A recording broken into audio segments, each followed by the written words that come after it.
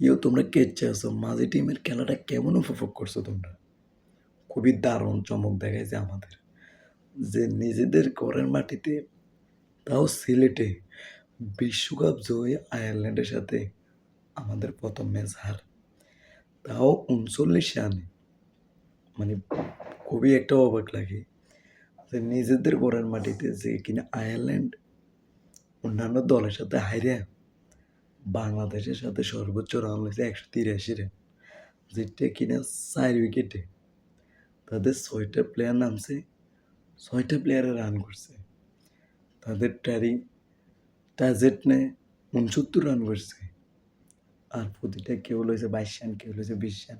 এভাবে ১৮৩ রানে আমাদের টার্গেট দিছে। আমাদের বোলাররা মানে তুলা যেরকম উড়ায় না লাঠিতে পিঠে, এরকম তোলার মতন উড়াইছে আমাদের এই বোলারগুলারে। শুধু মোস্তাফিজ মানে খুব বড় পাপ করে ফেলতেছে ভাই, বাংলাদেশের জন্ম হয়। এই যে প্রতিটি প্লেয়ারে দেখলাম যে হাফ সেঞ্চুরি ঘনাই গেছে। আর সে জায়গাত মুস্তাফিজের ৪ ওভারে ২৩ রান দিছে, 0 উইকেট। আর আমাদের একটা ৪২ রান দিছে, একটা ৪৭ রান, একটা ৪৮ রান, আরেকটা শুধু মুস্তাফিজের দেখলাম যে প্রতিটা ম্যাচে তার যদি অবদান না থাকে ৪ ওভার করে ২০ রান দিব, ১২ রান দিব না ১৬ রান দিব।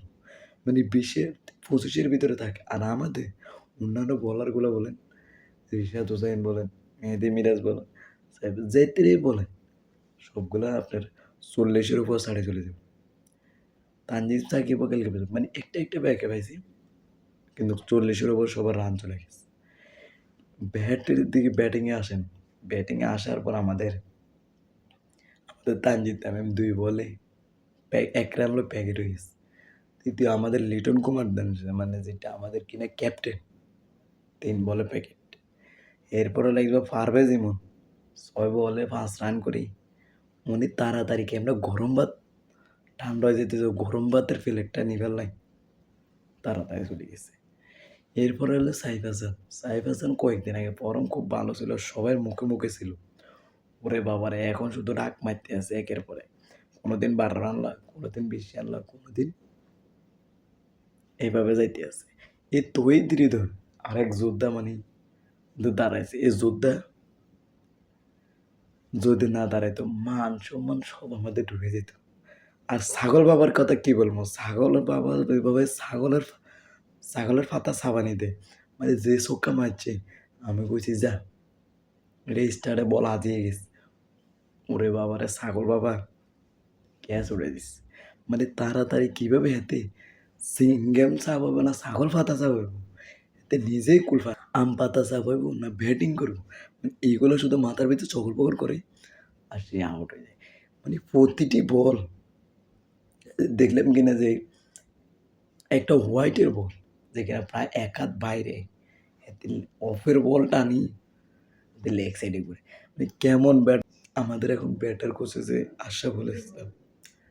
বাবরে, ব্যাক মান সম্মান হারাই গেছে ভাই। এখন ভাবি তুমি আছো ভাই, এই জিনিসটা আর আমাদের ব্যাটারদের যদি বিশ্বের সেরা ব্যাটিং কোচ নিয়ে আসে না ভাই, আমরা জীবনও ব্যাটিং শিখতে মানে আমাদের যোগ চলে দেবো, আমাদের লাইফ শেষ হয়ে যাবে। তারপর আমরা ব্যাটিং শিখতে পারবো না ভাই। কবে মাঝি টিম দেখতে পরিবর্তন হইব, যে নিজের ঘরের মাটিতে নিজেরা হারিয়ে গেছে। এই তহিদ হৃদয় একটা যুদ্ধ করে যাই, ম্যাচটা ধরে রাখছে।